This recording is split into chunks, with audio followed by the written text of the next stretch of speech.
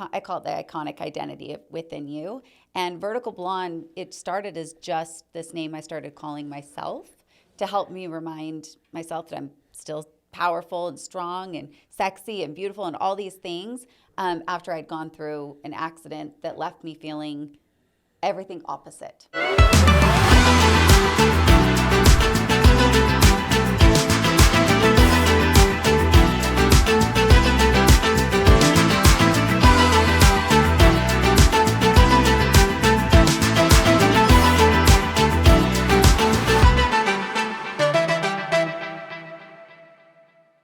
Welcome to the Utah Business Spotlight. This is Peter Anthony.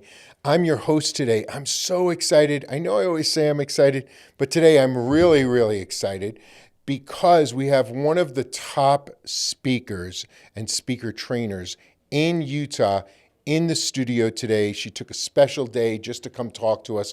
We're really, really grateful. But first, you have to like, you have to subscribe, commit to sharing this stuff. This is Utah Business Spotlight, and businesses need your help to get the word out so that they can continue to thrive and we can live in an incredible community. But today I'm here with Sarah Foley. She goes by the Vertical Blonde. You've seen her.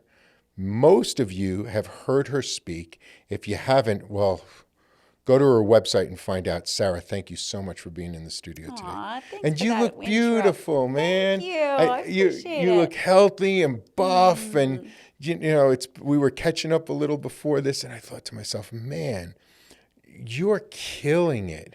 Thank you. So first and foremost, we always like to start where can people find you? Instagram's my favorite. I know. I love the IG. I have so much fun on there. Love getting the DMs from people. And Cool. What's your handle? Vertical Blonde. Vertical Blonde. So it's at Vertical Blonde. Yep, Vertical Blonde. What a cool, like I'm surprised that wasn't taken, because it's just so cool. It's like, hey, I'm the Vertical Blonde. It's easy to remember. Yep. It's sexy. It's powerful. It's really cool. I love that you said all of those things because that's literally what now I teach is about this. I call it the iconic identity within you. And Vertical Blonde, it started as just this name I started calling myself to help me remind myself that I'm still powerful and strong and sexy and beautiful and all these things after I'd gone through an accident that left me feeling everything opposite than those things. So, and I've heard you speak several times. You're always amazing. I think you're a fantastic presenter. I know your academy's coming up. It is. Yes. So tell us a little about the academy, because I as you know, we have a marketing agency, and most of our marketers need to really get a little more professional coaching on presentation. Yes. You do a great job. Thank you. So tell us a little about it. Love it. The Speaker Academy is my favorite time of year. I only do it once a year. And you're stingy because you only do it once a year. I do. Guys, you got to book it now. I do, because I put so much into it. And there was one year I did it twice, and I realized that I started to have to do this dance between my own speaking, running the academy, because I really just pour so much into it. Sure. And it makes it a little bit more exclusive as well. And also this time we're doing it by application based as well. And so it's not just open for everybody. I really want to make sure that there's a great synergy. I'm a firm believer in what happens within these groups when they are well curated and well run, that people just really do rise together and they begin doing business with one another. And so the synergy of the group became really, really important to me. And I realized that over time, we learn from our mistakes sometimes of when there's it's just maybe not an evolution too. It might not even Totally. be a mistake, right? Yeah. We've hosted probably over 1,000 events, which is trippy to say, but I've been doing it for 30 plus years, right? So but what you notice is that there's this evolution. When you're first doing events, you're surprised anybody's coming. Sure. And then they dig it. And what I love about what you're doing, you've created, and this is a great learning moment for anybody who's watching. You've created a culture. It's a very defined culture. So if you were to start a sneaker brand, people would know what that Vertical Blonde sneaker brand would be about. Or if you created a restaurant, we would know what it would be about.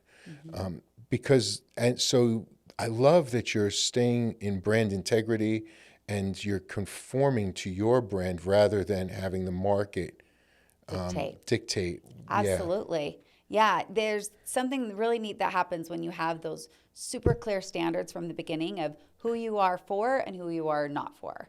And there's no greater power in saying no to the wrong money. Who are you right? not for? I'm not for those that just want to dabble. I'm not those for even the very seasoned speakers. I am for those that are right at that precipice. They want to make sure that they can hit the ground running, but hit the ground running in a way that they feel refined, defined. They got a really clear message. And so it's not just say this and don't say your ums, and it's not this like super technical. I've realized it's really about this identity transformation. And the hardest part about teaching a speaker and getting them to become a great speaker is just for them to call themselves a speaker. It's insane what happens when you just have to get to the identity roots. Yeah. And so I'm really big on the psychology of it. And I believe that I've really harnessed and understood why some people are so terrified of public speaking. And I think what happens is we get in front of this room and we want to appease the entire room. And when we start just saying, no, I want to appease myself, I'm going to get really, really rooted in what my beliefs are, what I'm here to say. And when we do that, our voice gets strengthened. We get more powerful. We get more into our body. We get out of our head. And we're able to say, I will have people in this room that won't agree with what I say. They won't even like what I say. I might rub some of them the wrong way. And that's not a bad thing. I think what is a bad thing is when we are trying not to have those people in the room. It's interesting. I think that we become self-filtering when we're more authentic. And what people don't realize is that you will become more attractive. And if most people are speaking for some sort of financial reward, right? Unless you've already made it and you're doing it for philanthropic reasons. But the idea of speaking is to inspire some sort of an action. And to solidify some sort of expertise or understanding, and then to additionally perhaps even create a conversation, a two-sided conversation, where we might not completely understand or agree with you, so we want to ask you questions about that. So you're drawing that audience into a conversation or a culture. And I think you're really good at doing that. When I watch you speak, I think you really ask some powerful questions based on the human condition. Like, what are you willing to do? What would you do if these things were taken away? Would you rise up? Would you fall apart? Do you know how powerful you are? Do you know how powerful you could be? Do you know you still have a message? Do you know, I think what you've done is actually quite amazing, and I've been following you. I think Patrick Packer introduced us and took us to lunch about 3 years ago, and so I've been following you for about 3 years, and it just every year it keeps getting better and better. I'm really proud to watch you and to see your evolution as a presenter and how ingrained you've become in the Utah community, which is hard. Yeah. These guys are tough. They're tough, but they're also a lot of fun. I think the reason why I've gotten so good, especially these last couple of years, is that I'm just having so much fun. And I stopped really trying, again, to just say what everyone wanted me to say. And I just got really clear on what is my message, what are the things that I've learned. Because there's nothing worse than having a speaker up on stage and you're like, yeah, I've read that. I've heard that.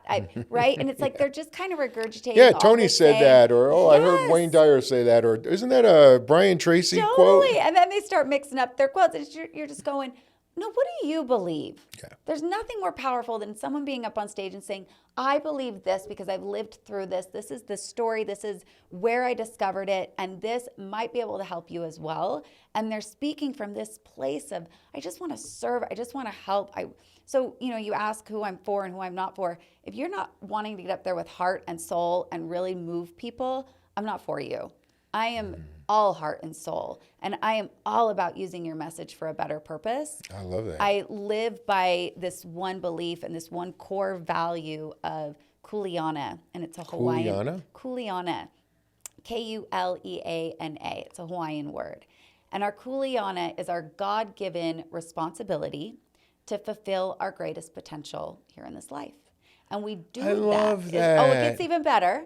And we do that by using all of our skills, talents, all these things, but also our trials and our traumas and the hardships, everything to that advantage. And here's the best part. We must do it for ourselves first so that it can trickle over to others and so we can change the world. And so I believe wholeheartedly in doing the work for yourself, discovering what those wisdom pieces are, and then sharing them with others and using them to change the world. And too often we get people that want to go change the world, but they don't want to do the work on themselves, They right? never want to do the We work. You don't wanna do guys, come on, toughen up. Well, and it's just like, you got to get in there. You got to wrangle it out. You got to really, and that's where the belief comes from. And when you do that, it's amazing what you can say and speak from that place up on stage. You're embodied, you understand, you believe it, you're living it. And so we set this standard from the get-go. You are never to get up on stage. Once you go through my academy, I call them all icons. Once you become an icon, this is your rule. You never get on stage and speak about anything that you're not actively living the results of. Yeah, we had that conversation. I had that conversation. I had to reset a few of our gurus because very often, I don't know if you find it. I find it. First, I want to ask you, how long does the academy last? So we're actually going 6 months this year. Wow. We meet 12 times. I used to do 12 weeks, but what I noticed is that transformation just kind of starts kicking in and then it's over. So you're doing a 2-week process now. Yep. Then 2 weeks. And So April and May and September, we're meeting weekly. And then over the summer, it's just monthly. It's a little bit of upkeep. And then we give a big pop. And then we have 2 in-person experiences where they're multi-day weekends all together and in person. So what I love about talking about it here is that it's all local.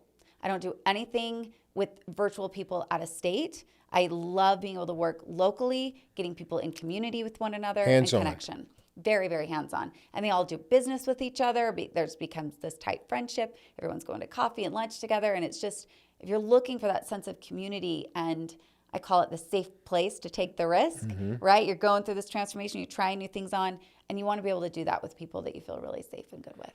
Oh, that's super cool. Yeah. Now, I have one follow-up question. Is it only for women or is it?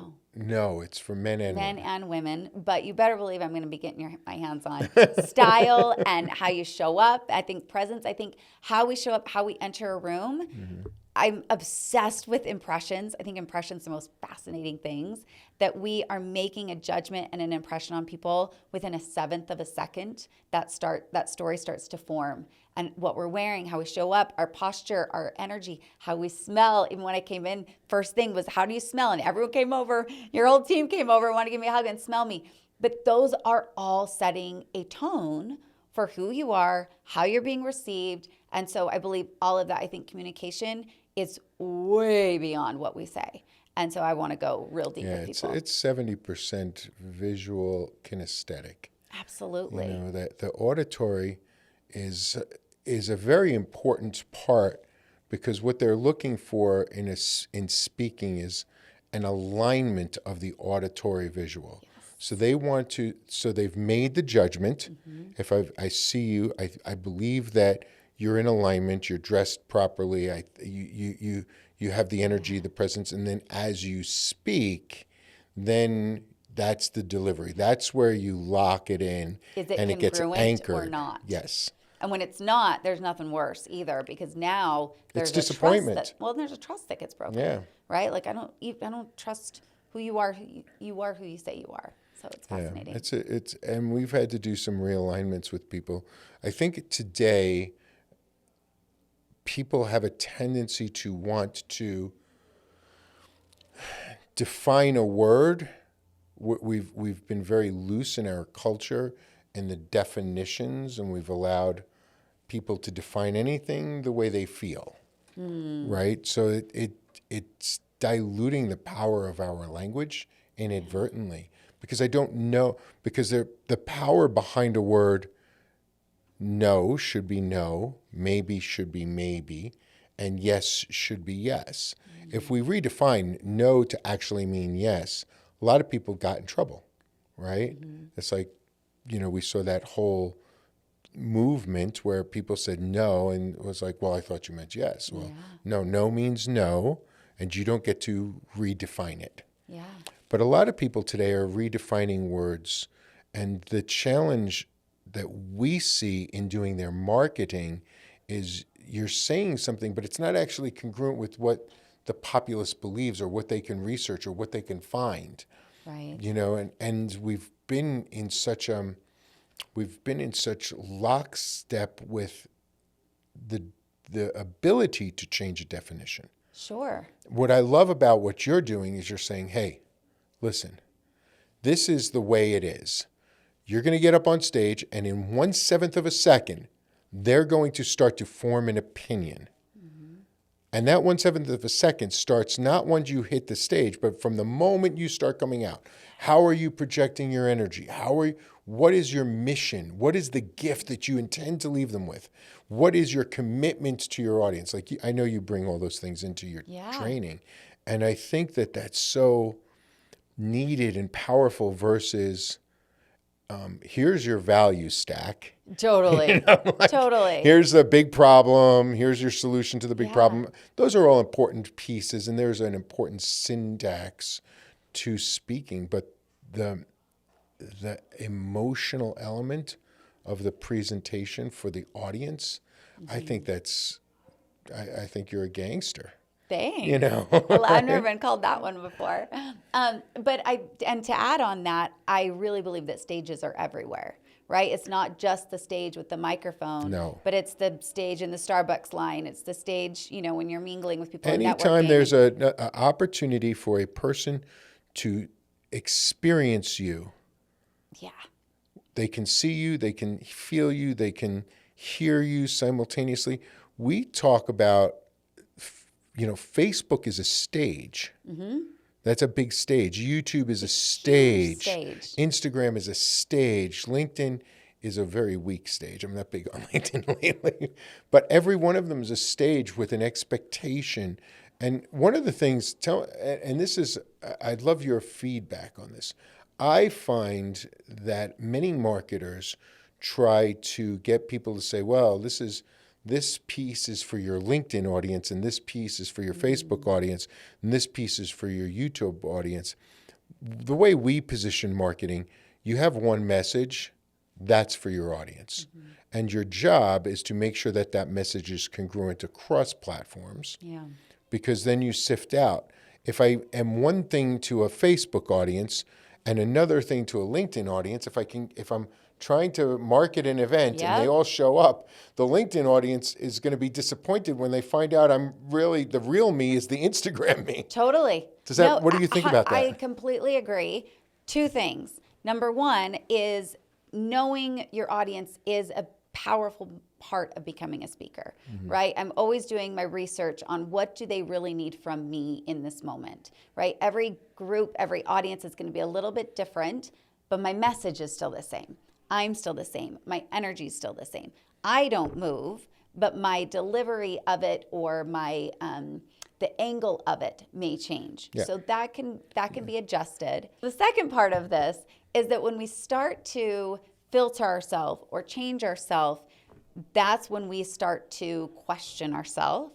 Our confidence is going to get off kilter. This actually happened to me. So as I'm speaking and I'm building up my stages more and more, I start to get this feedback from some of my super corporate leads that I'm too glam and therefore too risky to put on their stage. So what did I do? I went and got all new photos done. Initially, I was like, I got to get photos done. I got to get buttoned up and I got to get all proper and all these things and get more corporate and get more safe. And I about wanted to throw up. I was like, well, this isn't me at all. I am glam. I am. And I love the glam. And I love the glam. Rock. Your style is awesome. And I love that you are holding fast to it. Thank you. They say the same thing, because I'm very bright. for Utah especially, right? You know, I wear a lot of jewelry. Sure. I'm boisterous. And I get feedback like, oh, really, it would be so much better if you were a little more conservative. And I tried it too. And I was like, man, this is not me. You don't feel aligned, and then your Yeah. confidence goes down. So I threw that out the window real quick, and I thought, no, we're not going to do it. But you teach this. And I teach it now, right? But I teach from a place of knowing it. Like I know what it feels like when you start to limit yourself, and the confidence and how it goes down in the toilet from that. But then on the flip side, it was like, okay, if I am glam, if I am bold, if I am a little bit more out there are the stages that actually want that. They're the stages that want innovation. They want their people to go bolder. They want their people to think outside the box. That's why M for. And so it starts to help you realize, like, I am not for everyone. That's a good thing. These are the people I am for, and I'm really for them. I love that. And I think if more people would embrace that, so often I'm like, oh, what's your solution? What's your product? Who's it for? And they're like, oh, anybody can use it. Oh. And I'm like, well, that means nobody That will. means it's for nobody. Absolutely. Yeah. So when you're for everybody, you're really for nobody, because you have no message that is in alignment. I'm not for everybody. I'm very bold. I'm very boisterous. I'm super outspoken, and I'm unapologetic about it. So I will absolutely rub people the wrong way, and I tell everybody, I'm an acquired taste. But It's a great way to put it. But once you acquire the taste for me, you'll see past the boisterous. You'll see the lover inside of me that just wants you to succeed, that just is like, man, I am probably more, you're like this as well, I'm certain, with your speakers. I'm probably their greatest champion. I want them to succeed so badly that that sometimes... You almost want it more for them than they do. Sometimes, well, I think I would say it seems that way, that I might want it more, but what it really is I'm just more certain about the possibility of your success in this moment than you are. Yeah. It's not that I want it more. It's that I'm certain you can do it because I see you. The possibility of it. I see all of the characteristics, all the possibilities, and I'm like, yeah, man, you have every reason to do this, And I was teasing before. I'm like, oh man, I have a face for radio. This is not where I saw myself going. Like I'm the reluctant podcast host. I don't want to host podcasts. I don't want to do all the stuff that I teach. I was behind the camera for 35 years. That I was the one who created the celebrities and was very happy being behind the scenes, with the exception of when I was teaching people to be behind the scenes. So I think what you're doing is just incredible. Man, if you can get to one of her events, or if you could register, and obviously you have to be approved because it's an application, but be sincere in your application. Be passionate when you're filling it out. Talk in the future and the present, and work your butt off to get into her academy, because it's going to change your life. You will become an icon, and you need to become your own icon first. That's what I believe. What do you think? Absolutely. It's you discovering what you really are meant to speak about in your story. Yeah. I was thinking about you just when you were talking about, your boldness and your voice and boisterous. Oh, I'm a pushy bastard. But you'd give me a little bit of insight as to how you grew up, and that it sounds like maybe your voice and your boldness was something you had to almost fight for and work towards. We were talking about that this morning. Yeah, I was on a podcast this morning, and we were talking about Madonna. And I had worked, you see the pictures of Jay Shetty and I, and Jay just interviewed Madonna. And when I was a disc jockey in New York, back in the early 80s, I was running into Madonna all the time because her boyfriend, John Jellybean Benitez, was also a DJ. We were in competing record pools.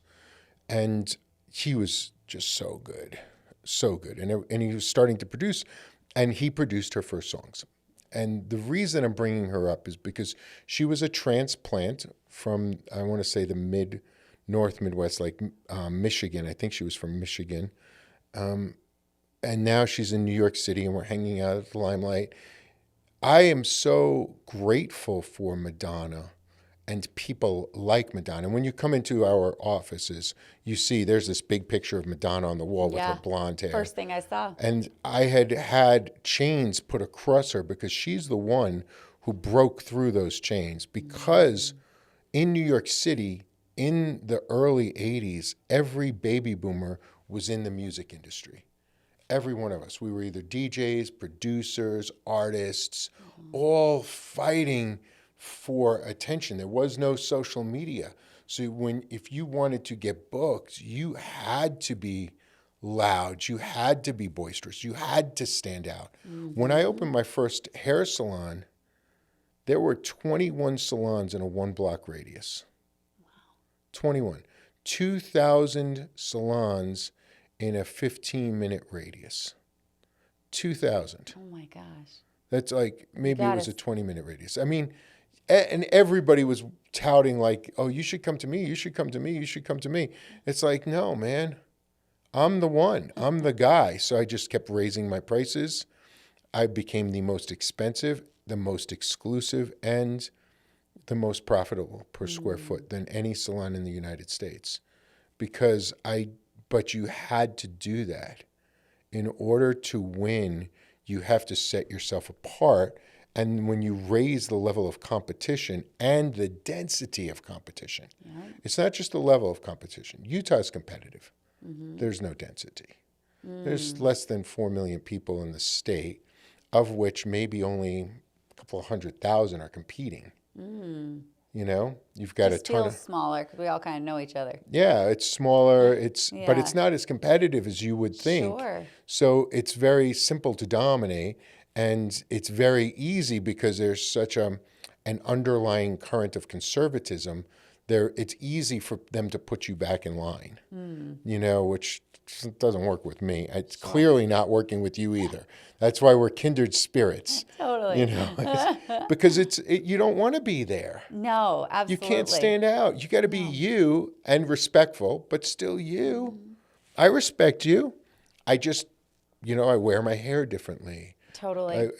I wear different clothes. I might wear more jewelry, but that doesn't mean I don't respect you. And it just means I respect my commitment to be myself. Yeah. And to let that shine. Absolutely. And I think that's why people get drawn to those that have a bolder voice and who are standing out, because that's a reflection of what they desire, whatever their boldness looks like, right? It looks very different for everybody. But I think that's why people are drawn into your orbit, my orbit, is they desire that for themselves. They want to be bolder. They want to live really authentic to who they truly are versus just trying to be vanilla and be likable by everybody. And I love the word vanilla, especially here in Utah, because there's so much vanilla. And I am clearly latte. Yeah, right? I'm sprinkles. So, yeah. So, but if everybody has the same message, then no message stands apart.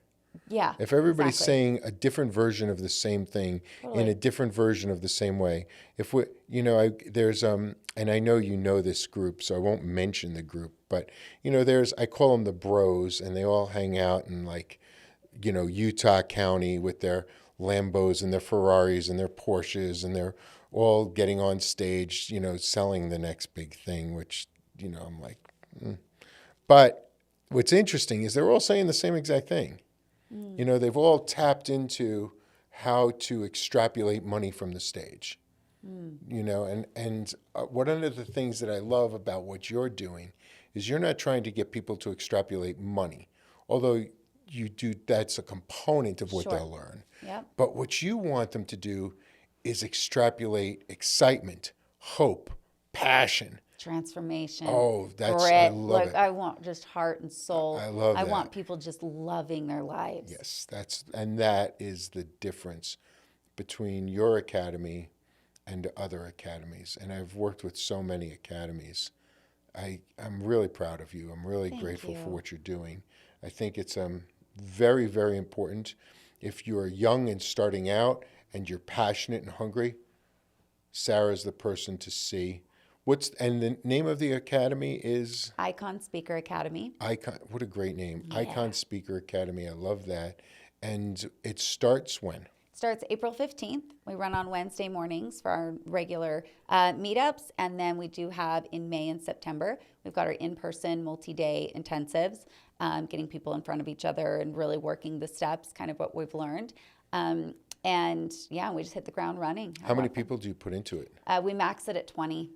You max it at 20? It's tight and it's already half out. Whoa. So we got a couple weeks left to go, but yeah, Man. we're half full. And you know, I love this. And I love also that this is a great segue into bigger things too, right? Like throughout the year, I work really one-on-one with people, very elite kind of So there's a second version. So if they want more help, they can reach out to you and get some coaching beyond that. Exactly. Super or cool. if this just feels, sometimes people don't jive as much with the group too, right? Groups are great for people and they really want to get and network with other people all in the same direction. And then there's others that just want to like get in, get out. Those I usually work with over the course of a weekend and we just get to work. So I love it. Yeah. Well, if you want to get to work, if you're ready to get to work, if you're ready to dig a little deeper in your passion and your message, you've got to get to the Icon Speakers Academy.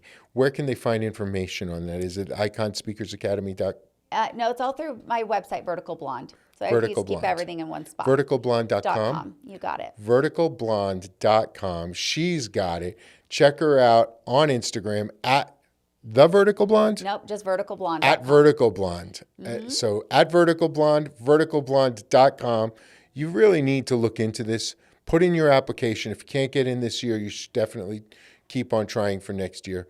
This was so much fun. I think I could talk to you forever. I know, honestly this fun flew by. What is our time? Yeah, we've been going for about 40 minutes, 40, I love 42 minutes. Well, I hope people got some value out of it as well. Yeah. This was a good one. It was a tremendous amount of fun. Thank you, Sarah, for coming on. Listen, guys, like, subscribe, share. And if you don't agree with us, comment. I love trolls, haters, all you people who have nothing better to do with your lives than criticize people who are doing something. Man, let's start the conversation. I'm ready. Are you ready? Yeah, we'll both be on it like, hey, come on, let's do it. You know, I'm right here. There's nothing between us but air and opportunity, so let's get to it.